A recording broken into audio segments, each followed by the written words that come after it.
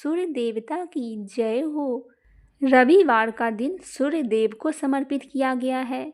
शास्त्रों के अनुसार नवग्रह में सूर्य देव को राजा माना गया है, जिनकी साधना आराधना करने से कुंडली के सभी दोष दूर हो जाते हैं। कुंडली में सूर्य यदि मजबूत अवस्था में हो तो व्यक्ति को समाज में खूब मान सम्मान और सुख समृद्धि मिलती है। रविवार के दिन सूर्य देव की कृपा पाने के लिए सबसे उत्तम दिन माना गया है।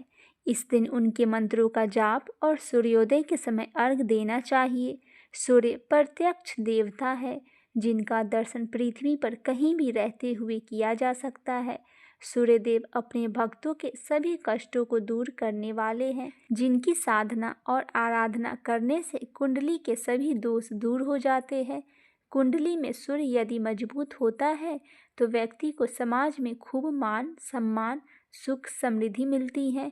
आइए सुनते हैं रविवार या इतवार व्रत की कथा। रविवार के व्रत की तरह ही इस व्रत की कथा भी रोचक है।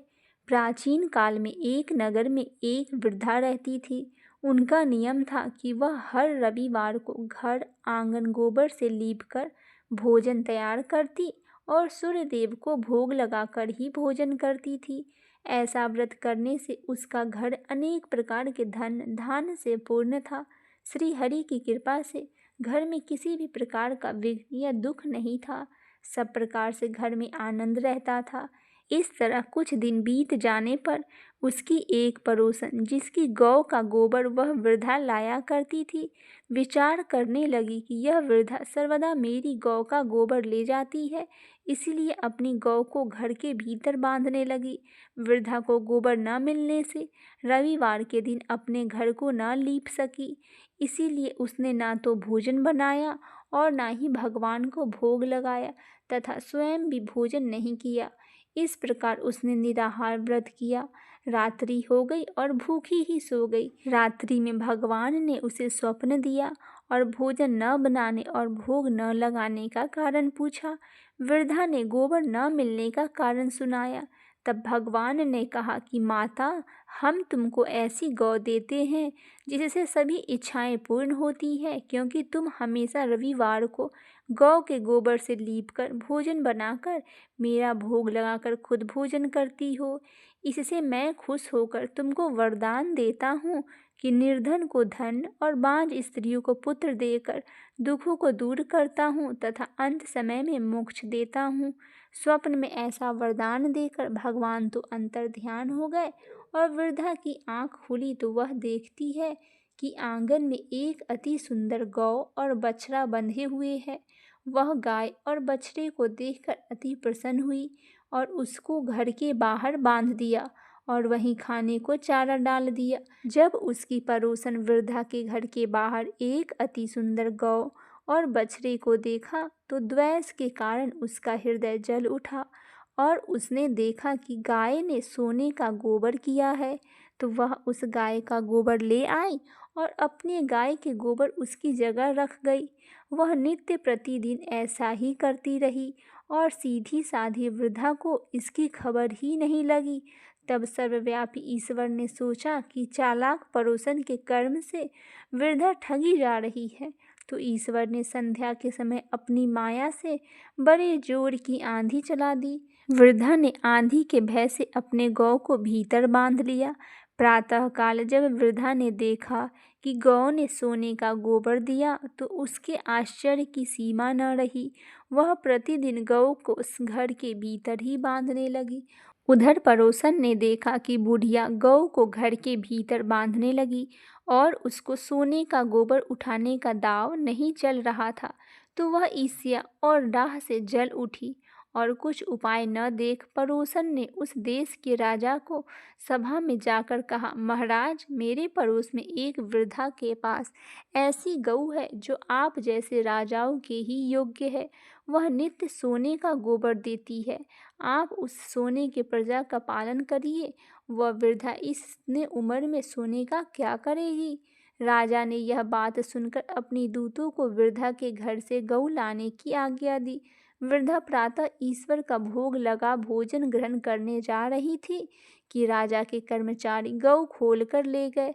वृद्धा काफी रोई, चिल्लाई, किंतु कर्मचारियों के समक्ष कोई क्या कहता।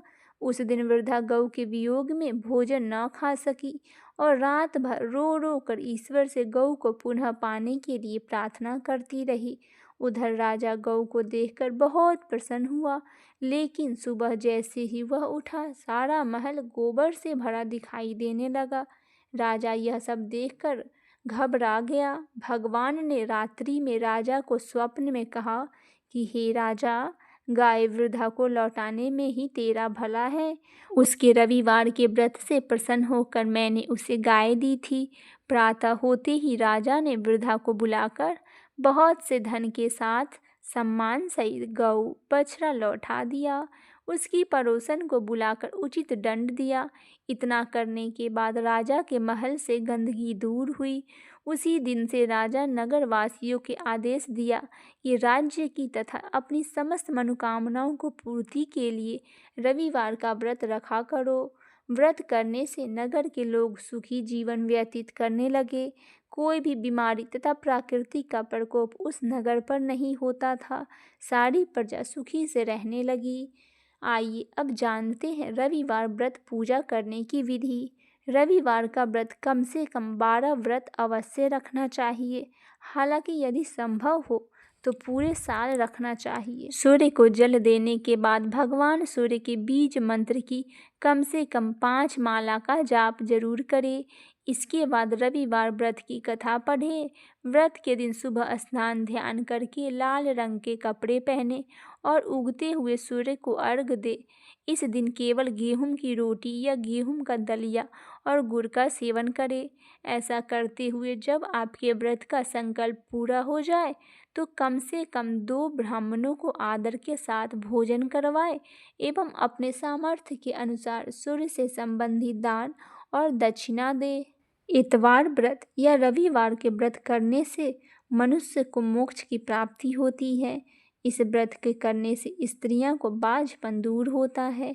इससे सभी पापों का नाश होता है। इससे मनुष्य को धन, यश, मान, सम्मान तथा औराग्य की प्राप्ति होती है। बोलिए सूर्य भगवान की जय। आशा करती हूँ मेरी ये छोटी सी प्रस्तुति, ये कथा आपको पसंद आई होगी। पसंद आए तो चैनल को सब्सक्राइब, वीडियो को लाइक और शेयर जरूर करें और कमेंट में ओम सूर्याय नमः अवश्य लिखें।